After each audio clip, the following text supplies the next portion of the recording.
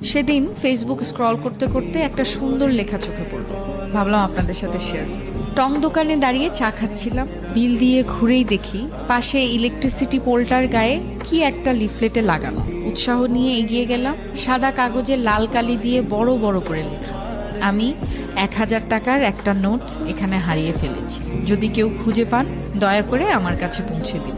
আমি একজন বৃদ্ধ মহিলা, চোখে খুব কম দেখি।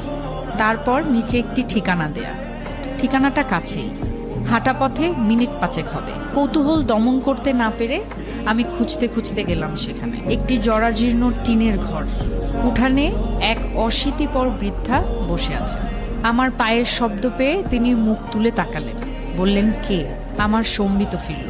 গলির মাথায় আমি আপনার 1000 টাকা খুঁজে পেয়েছি। আমার কথা শুনে তিনি হাউমাউ করে কাঁদতে লাগলেন।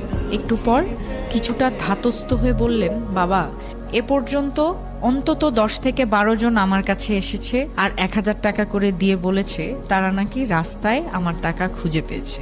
আমার কোনো টাকা হারায়নি, ওই লেখাগুলো আমার না। আমি খুব একটা পড়ালেখাও জানি না। আমি নিচু হয়ে ওনার হাত ধরে বললাম, যাই হোক, সন্তান মনে করে আপনি টাকাটা রেখে দিন। এই কথা শোনার পর তিনি টাকাটা নিয়ে বললেন, বাবা, আমি খুব অসুস্থ, ভালো করে হাঁটতে চলতে পারি না, কি যে তোমায় খেতে দেই।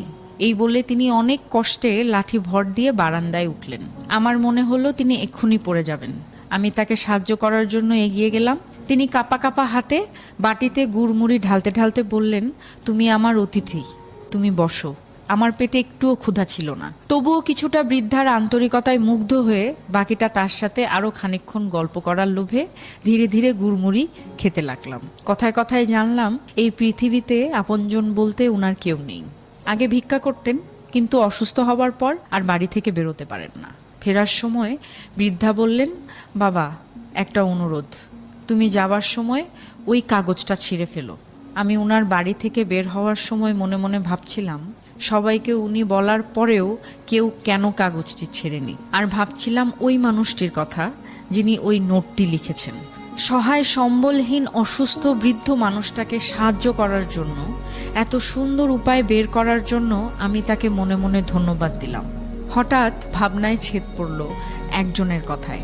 এই যে শুনছেন, 40 ঊর্ধ্ব এক ভদ্র মহিলা আমার দিকে এগিয়ে এসে বললেন, এই ঠিকানাটা কোথায় বলতে পারেন? একটু আগে আমি রাস্তায় 1000 টাকার নোট পেয়েছি, এটা আমি ফেরত দিতে চাই। ঠিকানা দেখিয়ে সামনে এগোলাম। কখন জানি আমার চোখ দুটো ভিজে উঠেছে ঠিকই। আকাশের দিকে তাকিয়ে আমি বিড়বিড় করে বললাম, এভাবেই বেঁচে থাকুক আমাদের মানবতা।